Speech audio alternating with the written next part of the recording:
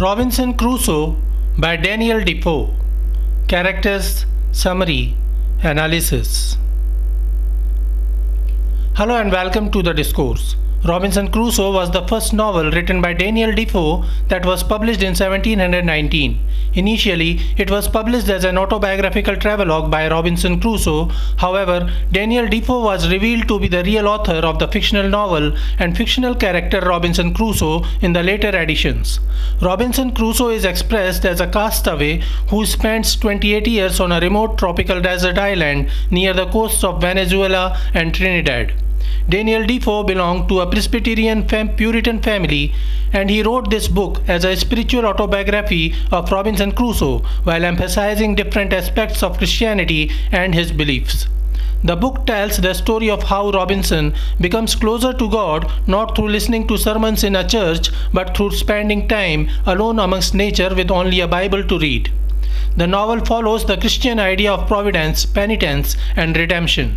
In this novel, Defoe depicted Crusoe trying to replicate English Christian society on the island. This is achieved through the use of European technology, agriculture, and even a rudimentary political hierarchy. Crusoe refers to himself as the king of the island. At the very end of the novel, the island is referred to as a colony. The master-slave relationship of Crusoe with another character, Friday, suggests the idea of cultural assimilation. Crusoe represents the enlightened European, while Friday is savage who can only be redeemed from his cultural manners through assimilation into Crusoe's culture. The novel also talks of religious tolerance. When confronted with cannibals, Crusoe wrestles with the problem of cultural relativism. Despite his disgust, he feels unjustified in holding the natives morally responsible for a practice so deeply ingrained in their culture. The story of Robinson Crusoe is often mentioned by classicists, neoclassicists, and Austrian economists to illustrate the theory of production and choice in the absence of trade, money, and prices. Because of the spiritual nature and episodic pattern of Robinson Crusoe, many critics argue that it is not a novel. Nonetheless, Robinson Crusoe was considered the first English novel for a long period until it was contended that Aphra Behn's Oroonoco was published much earlier in 1688. Yet, Robinson Crusoe is credited as the first realistic fiction. Robinson Crusoe became hugely popular and inspired a new literary genre named Robinsonade, which describes the genre of stories similar to Robinson Crusoe. While Robinson Crusoe was an accidental castaway, J.G. Ballard wrote stories in which the protagonists often choose to maroon themselves and coined the term inverted Robinsonade to represent stories of becoming castaway willingly for a healing and empowering process. Characters of Robinson Crusoe. Robinson Crusoe is the protagonist of the novel. He is a young rebellious man who likes the idea of sea travel while his family opposes him. He leaves home for sea travel but brings misfortune on himself and is left to fend for himself in a primitive land. Zuri is a slave of a Moor ship that captures Robinson Crusoe. Crusoe and Zuri escapes together from the slave ship, and then Crusoe enslaves Zuri for his own. Later on, he sells Zuri to buy some plantation. Friday is another slave of Crusoe who spends many years on the island. Crusoe saves Friday from the cannibals and enslaves him. He then tries to teach English to Friday and converts him to Christianity. Crusoe's father is a merchant named Crutjanar who embodies the theme of the merits of Protestant middle-class living. Crusoe's mother fully supports her husband and opposes Crusoe from going on sea travel. Moorish pirate is a sea robber who captures and enslaves Robinson Crusoe. The Portuguese sea captain is an honest man who embodies all Christian ideals. He takes Robinson and Zuri to Brazil and helps Crusoe in buying some plantation. The widow in The Wife is the wife of the late sea captain with whom Crusoe made his first and only successful sea journey to the east coast of Africa. He leaves his little fortune to the widow for safekeeping. The widow is very honest and motherly figure for Crusoe. The savages are the cannibals that come to Crusoe's island who represent a threat to Crusoe's religious and moral convictions as well as his own safety. The Spaniard is one of the prisoners saved by Crusoe and Friday. Another one is Friday's father. Crusoe treats the Spaniard man with much more respect than any other colored people he comes into contact with. The captured sea captain is an ideal soldier and sea captain who faces mutiny on his ship. Crusoe helps him in winning over the traitorous crew member of his ship. Summary of Robinson Crusoe. The novel begins as an anonymous editor introduces Robinson Crusoe and his incredible adventures, which he says are true, entertaining, and useful for the reader. Crusoe then begins telling his story.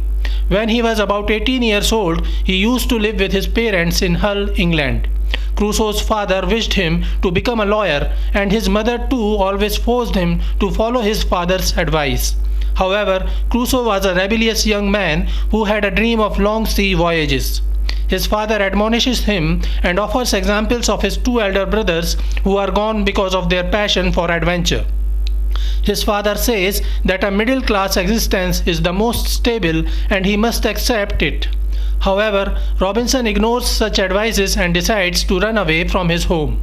On August 1651, Crusoe boards a ship from Hull to London. The weather goes rogue and the ship is forced to halt at Yarmouth. The ship captain advises Crusoe to return to his home, but he decides to go to London via road. In London, Crusoe joins the crew of a trading ship bound for Guyana. The ship captain is very generous towards Crusoe and treats him like his son. Crusoe claims that it was the only successful trip of his during which Crusoe made a small fortune through trading. After returning to London, the captain of the ship dies of old age. Crusoe decides to join the same ship again for another trip to the coast of East Africa. He leaves all his fortune in the custody of the widow of the late ship captain and goes on the ship. On their way, the ship is attacked by a Turkish pirate who takes the ship to the Moorish port of Salé, where the pirate captures and enslaves all the crew members, including Crusoe. Crusoe suffers the abomination of slavery for 2 years and then he gets a chance to escape. Once he is told to go fishing with 2 other Moorish slaves. Robinson throws one of them overboard and asks the other to accompany him if he is willing to be loyal to him. The name of the second Moorish slave is Xury. Xury admires Robinson and becomes his willing slave and companion. They take the boat to unknown parts of the sea and anchor on what appears to be an uninhabited land. Soon they discover that black people live on the island. These black people are very friendly to Crusoe and Xury, though they cannot understand their language. Robinson then notices a Portuguese ship at a distance from the shore. He and Xury paddle their ship towards the ship and ask for the help of the Portuguese ship captain. The ship captain says that he will board the two for free and will take them to Brazil. Robinson sells Xury to the Portuguese ship captain, who in return helps him financially to buy some plantation in Brazil. Soon, he manages to get some business partners and together they decide to engage in the slave trade. Since Crusoe has experience in sea travel, it is decided that Robinson will be the master of the trade post ship. They arrange for a strong-built ship and Robinson agrees to be the captain of the ship for the purpose of slave trade. However, during his very first voyage on the new ship, a terrible shipwreck happens and all crew members except Robinson die in that accident. Being alone in the vast sea, he gets frightened and asks for God's help in saving him. Somehow he succeeds in reaching the shore of an island. Robinson names this island the Island of Despair and mentions that it is situated at the mouth of the Orinoco River. He sees penguins and seals on the island but no human being. Robinson manages to gather some tools and other provisions from his ship before it sinks into the sea and picks up the Bible that was floating on a wooden log. With the help of the tools, he tries to recreate his English life. He builds a fenced-in habitat near a cave that he excavates.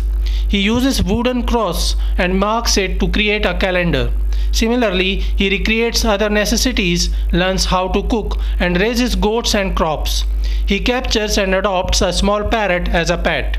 During his initial days, he feels very miserable and starts reading the Bible for attaining guidance and calmness.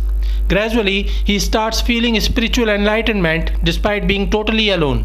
He convinces himself that he is living a much better life here than he did in Europe, much more simple, much less wicked. He comes to appreciate his sovereignty over the entire island. Once he decides to make a small boat and venture around the island, but he faces wild tides and gets back to the island, never to try the adventure again. For 15 years, he lives alone, unaware of any other human being in the near vicinity. One day, he discovers some footprints and follows the trail. He finds out a group of cannibalistic savages hunting and eating the prisoners. Robinson discovers that these cannibals do not live on the island, but they treat it as a hunting ground for wayward prisoners. They visit here in canoes from a mainland not too far away to hunt the prisoners. Robinson feels outraged and disgusted with their cannibalistic behavior. However, as he continues to think about them, he realizes that he has no reason to hate them, as he feels unjustified in holding the natives morally responsible for a practice so deeply ingrained in their culture. Furthermore, he doesn't know what crimes the prisoners committed against the natives. Yet, he resolves to maintain his own morals and decides to confront the cannibals whenever they return again for hunting the prisoners. After some years, the cannibals return to the island, and Robinson uses his guns and saved artillery from the wrecked ship to make them run away. Meanwhile, he manages to save a savage prisoners from the attack of the cannibals. The savage is extremely grateful to Crusoe for saving his life and follows him to his infenced habitat. Crusoe names him Friday and starts teaching him English and learning the Bible. He starts teaching him Christian values and the European lifestyle. Crusoe becomes his ideal master, and Friday learns to be an ideal slave, aspiring to learn everything Christian and European. Robinson and Friday spend some more years on the island, and one day they witness the canoes of the savages with 3 prisoners. Robinson and Friday attack the cannibals and manages to save 2 of the prisoners. One of them is a Spaniard and the other one is a native savage who happens to be the father of Friday. Friday is too happy after meeting his father and encourages him to learn the Christian mannerism, but his father is not too enthusiastic about it. After some months, Friday's father and the Spaniard decide to return to the mainland so that they may bring back the colleagues of the Spaniard man. Meanwhile, a small ship comes ashore and many men land on the island to explore. Robinson notices that 3 of them are prisoners. While most of the men are exploring the island, Robinson manages to come near the prisoners, and one of them reveals that he is the captain of the ship and his crew members are traitors and mutinied against him. Robinson promises to help and save the captain if he agrees to accept his authority over the island and if he agrees to take him and Friday back to England for free. The captain agrees to this proposition. Crusoe and Friday free the 3 prisoners, and together they manage to defeat the traitorous crew members. The captain gains hold of the ship back, and he addresses Crusoe as the governor of the island and asks for justice against the traitors. Crusoe admonishes the traitorous crew members and calls them white savages. He punishes them to stay on the island. Before leaving for England, he informs the traitorous crew members how to survive on the island and tells them that soon some more people will come to the island to accompany them, as he expects the Spaniard to visit the island with Friday's father and his colleagues. After that, the ship captain takes Robinson and Friday back to England. He returns to England after 28 years and learns that his parents died years ago. He learns that since his father had no expectation of returning, he didn't name him in his will. Nevertheless, Robinson learns that his plantation in Brazil is making good profits, and the widow of his old captain too gives back his little fortune that he made in Guiana during his first trip. He gives money to the Portuguese captain and the widow who were so kind to him. He returns to the English countryside and settles there, marrying and having 3 children. After his wife's death, he once more goes to the sea. So this is it for today. We will continue to discuss the history of English literature. Please stay connected with the discourse. Thanks and regards.